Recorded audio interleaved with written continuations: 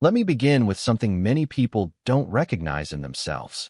Not every apology is about making a mistake. In many cases, it's about self-preservation. Some individuals say sorry even when nothing has gone wrong.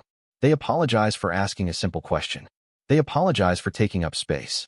They apologize for being slightly noticeable in a room. If this sounds familiar, it's likely because at some point, apologizing felt safer than explaining. This is not about good manners. It's not about politeness. And it's certainly not about weakness. It's rooted in psychology. People who apologize frequently are often highly aware of the emotions of others, sometimes to an uncomfortable degree. They pick up on changes in tone, brief pauses, and minor shifts in facial expressions. Their mind is constantly monitoring the environment, not for physical threats, but for emotional tension. Along the way, they learn that emotional calm depends on them. Not genuine peace, but emotional stability. They came to believe that if something feels awkward, it must be their fault. If someone seems uneasy, it's their job to fix it. If silence appears, they rush to fill it with an apology, even when no blame exists. This behavior doesn't develop from low confidence alone. It usually has a history. For many, excessive apologizing begins in environments where emotions were unpredictable, where approval felt conditional, and where love seemed tied to behavior. In those settings, being good didn't mean being honest. It meant being agreeable. It meant avoiding conflict. It meant learning how to stay unnoticed when necessary. Apologizing became a shortcut to safety. When a child grows up believing that conflict leads to anger, withdrawal, or emotional distance, the brain adapts. It doesn't challenge.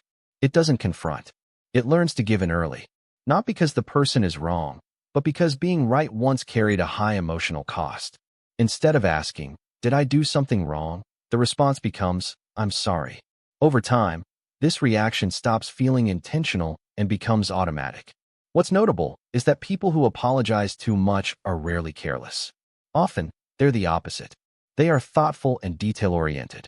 They replay conversations after they end, questioning their words, their tone, or whether they took up too much time. They carry a constant sense of emotional responsibility that rarely switches off. Psychologically, this connects to what's known as hyperresponsibility. It's a mindset where a person feels responsible not only for their actions, but also for how others feel afterward, even when those feelings are unrelated. So if someone sighs, they apologize. If someone becomes quiet, they apologize. If someone misunderstands, they apologize. Not because harm was caused, but because discomfort feels unsafe. There's also an identity component. People who apologize excessively often see themselves as the flexible one, the easygoing one, the person who doesn't create problems. That role can feel reassuring, especially if being assertive once led to criticism or rejection. Over time, however, that identity becomes limiting. Constant apologies send an internal message, even unintentionally. They tell the brain, "My presence is a burden." This reinforces the belief that personal needs come second, that taking up space requires permission, and the mind tends to accept what it hears repeatedly. Another layer that's often overlooked is self-awareness. Many people who over-apologize are very aware of themselves, but that awareness turns inward too strongly. Instead of assessing situations objectively, they focus on self-blame. What did I do wrong? How did I mess this up? Was I too much? This can look like responsibility, but it often masks a deeper fear, the fear of being seen as difficult, selfish, or emotionally unsafe. Apologizing then becomes a way to manage perception. It's a form of emotional regulation, but not a healthy one. The brain begins to link apologies with relief. Tension drops. The conversation moves forward. Conflict is avoided. For a moment, things feel stable, but the cost builds quietly. Over time, people who apologize too often may notice they feel invisible despite being present. They feel unheard despite being agreeable. They feel resentment despite never expressing anger. That's because apologizing doesn't process emotions. It compresses them. And compressed emotions don't disappear. They stay contained, waiting. Another psychological factor is the fear of escalation. Some people apologize not because they think they're wrong, but because they're afraid of what might happen next. They want to end the interaction before it becomes uncomfortable, emotional, or unpredictable. An apology becomes a peace offering. The belief is, If I apologize now, this won't turn into something bigger. This often comes from past experiences where small issues escalated quickly, where disagreements weren't contained, and where expressing needs led to guilt or withdrawal. The nervous system learns to shut things down early. Apologizing becomes a way to regain control. Ironically, this habit often creates the very imbalance the person fears. When someone apologizes constantly, others may become confused. They may question what the apology is for. Some may even assume that something was indeed wrong. Over time, this dynamic can quietly shape relationships. One person carries the emotional burden, while the other holds the authority. Not because either side intended it, but because a pattern quietly took shape. There is also a link to self-worth here, although it is not always easy to see. People who apologize too often may not consciously think badly of themselves. They may even be accomplished, capable, and well-respected. Yet beneath that, they may struggle to feel entitled to take up space without explanation. They may feel a need to soften their presence, cushion their language, or anticipate rejection before it happens. Apologies become a form of emotional buffering. Instead of saying, "I need help," it turns into, "Sorry to bother you." Instead of saying, "I disagree," it becomes, "I might be wrong." And instead of saying, "That hurt," it turns into, "Sorry, I'm probably overthinking." Each apology slightly weakens the emotional weight of what they are trying to express. Over time, their truth begins to feel smaller, even to them. From a psychological standpoint, this pattern is often strengthened by early positive reinforcement. People may be praised for being polite, easy to work with, or understanding. They may be labeled as mature for avoiding conflict. But maturity is not the absence of disagreement. It is the ability to handle it honestly. Avoidance can appear kind on the surface, but internally it creates tension. There is also a form of exhaustion that comes with this habit. Constantly managing emotional situations requires energy. It demands alertness and self-control. When someone is always apologizing, they are rarely resting emotionally. Their mind stays busy adjusting, anticipating reactions, and correcting itself. This is why many people who over-apologize feel drained in social situations. Not physically tired, but mentally worn down, because they are performing emotional upkeep in real time. Another important point is that excessive apologizing is not always spoken aloud. Sometimes it appears through behavior. Over-explaining, unnecessary justifications, or softening opinions until they barely reflect the original idea are all related patterns. These behaviors come from the same source: the belief that being misunderstood is dangerous and being disliked is unacceptable. But there is something essential to recognize. Apologies lose their value when they are constant. A sincere apology is meaningful because it acknowledges responsibility and supports repair. When someone apologizes for things that are not wrong, the mind stops separating actual mistakes from normal human presence. Everything begins to feel like a flaw.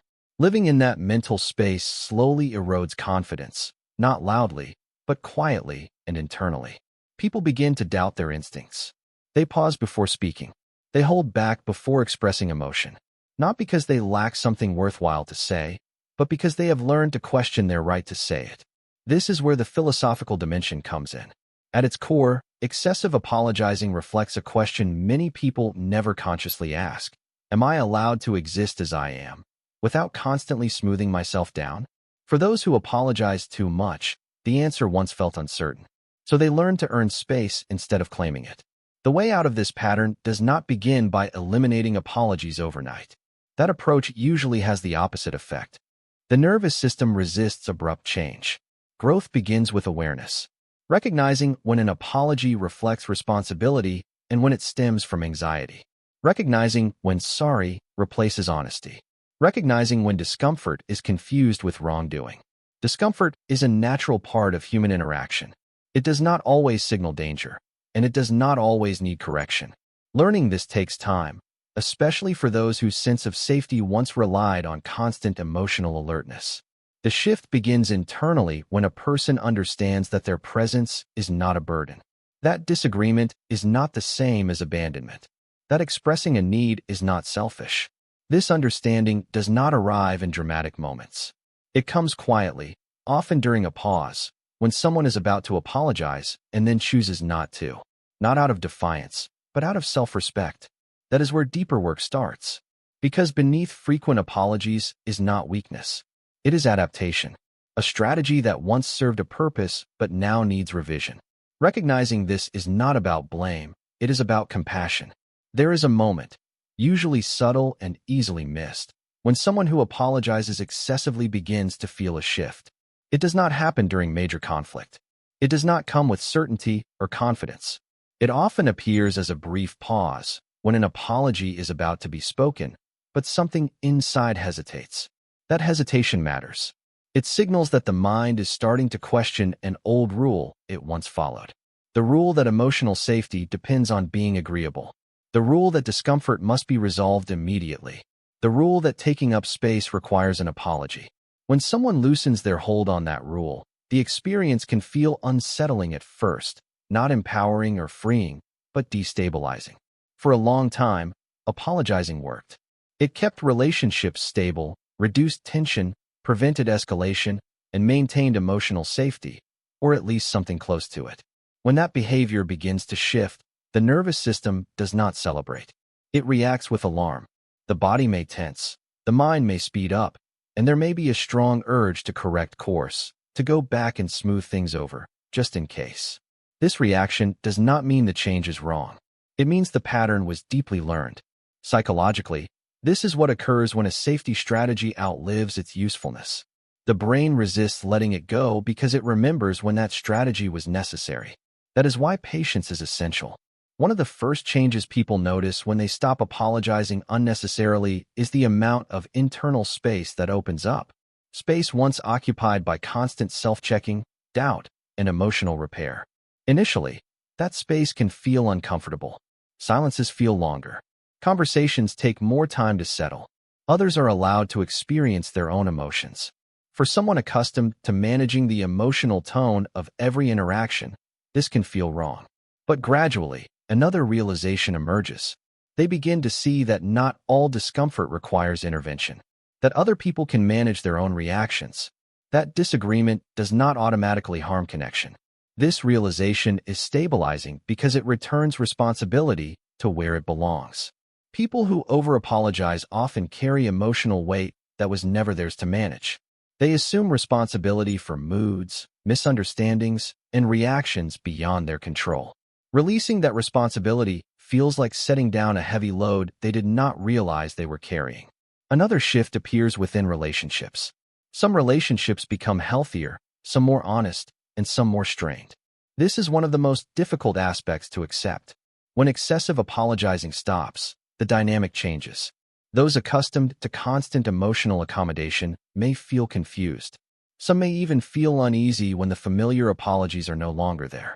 This discomfort does not mean something is wrong. It reflects a shift in balance. This change does not mean the person becomes distant or uncaring. In many cases, they become more present, more authentic, and more emotionally available. However, presence without self-erasure can feel unfamiliar to those who benefited from constant accommodation.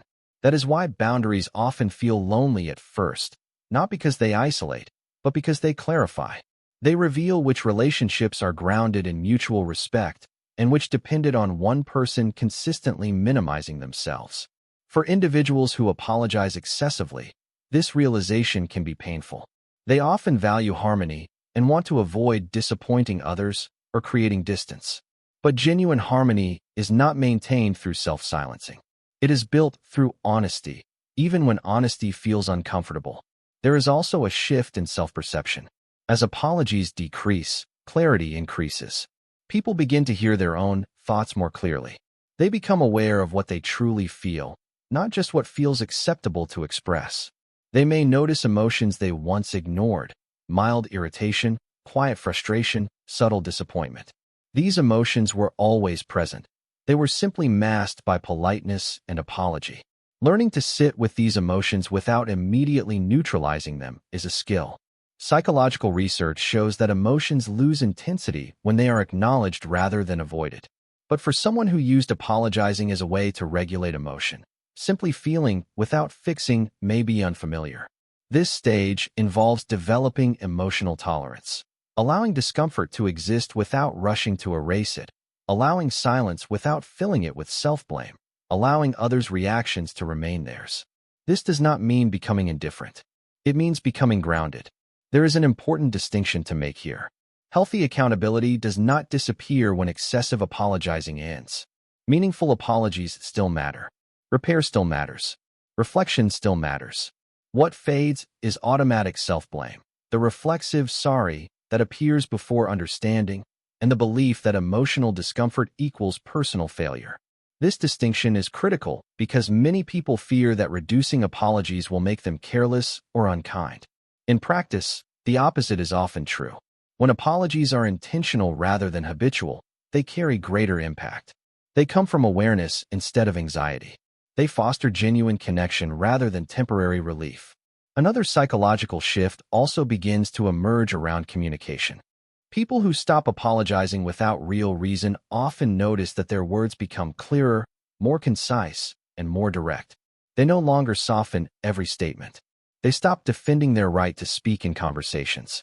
Instead of saying, "Sorry, this might sound silly," they simply say what they mean. While this can feel uncomfortable at first, it is also empowering because clarity builds trust. Others understand where they stand. There is less confusion and less emotional noise. This clarity also strengthens self-trust. Each time someone chooses not to apologize when no harm was caused, they reinforce a new internal message. My presence does not require approval. Over time, that message reshapes identity. Not suddenly, not dramatically, but gradually. The person begins to see themselves as someone who can take up space without shrinking, someone who can be considerate without erasing themselves, and someone who can stay connected without constant self-sacrifice. This is not a loss of gentleness. It is a refinement of it. True gentleness includes self-respect. Beneath this, there is also a deeper philosophical truth. Many people who apologize excessively are trying to control outcomes, not out of manipulation, but out of fear. They believe that if they say the right words, behave correctly, and smooth every rough edge, they can avoid rejection, conflict, or abandonment. But relationships do not function that way. Connection is not earned by being flawless. It develops through shared vulnerability and tolerance for imperfection. When someone reduces excessive apologizing, they step into uncertainty. They allow relationships to unfold without constant adjustment. This can feel unsettling at first because it removes the illusion of control, but it also gives authenticity room to exist. And authenticity is where genuine connection forms. Another significant shift happens internally around self-compassion. People who apologize too much are often generous with understanding toward others, yet critical of themselves. They excuse mistakes in others while closely judging their own behavior. As the habit of apologizing softens, that imbalance begins to correct. They start offering themselves the same patience they readily give to others. They learn that making mistakes does not make them unworthy. That being misunderstood does not mean they are wrong. That having needs does not make them demanding. This realization is not purely intellectual. It is emotional. It is felt in moments when they choose not to over-explain, when they let a conversation end without repairing it, when they allow someone else to feel disappointment without rushing to resolve it. These moments build emotional resilience. And resilience is not about hardness. It is about adaptability, the ability to remain steady when things do not go as planned. Over time, something else develops: confidence. Not a loud or performative confidence, but a quiet stability. The kind that does not hurry to defend itself. The kind that can say, "This is how I feel," and stay present even when the response is uncertain. This confidence changes how others respond. People begin to interact differently. Conversations become more balanced. Respect becomes mutual rather than one-sided. And even when that shift does not occur, the person no longer turns inward in self-doubt. Their sense of worth is no longer dependent on constant approval. This does not mean the urge to apologize disappears entirely. Old habits do not vanish, they soften. There will still be moments when sorry appears automatically, and that is acceptable. Progress here is not about being perfect. It is about awareness. Each time someone notices the impulse and chooses a different response, they strengthen a healthier relationship with themselves. They move from emotional survival to emotional presence. That shift matters, because the goal was never to stop caring. It was to stop fading away. People who apologize too much do not need to become someone else. They do not need to harden or pull back. They simply need permission. Permission to take up space without apologizing. Permission to feel without fixing.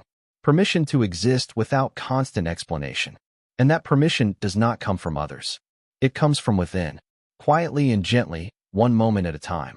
Not as an announcement, but as a choice. A choice to remain present.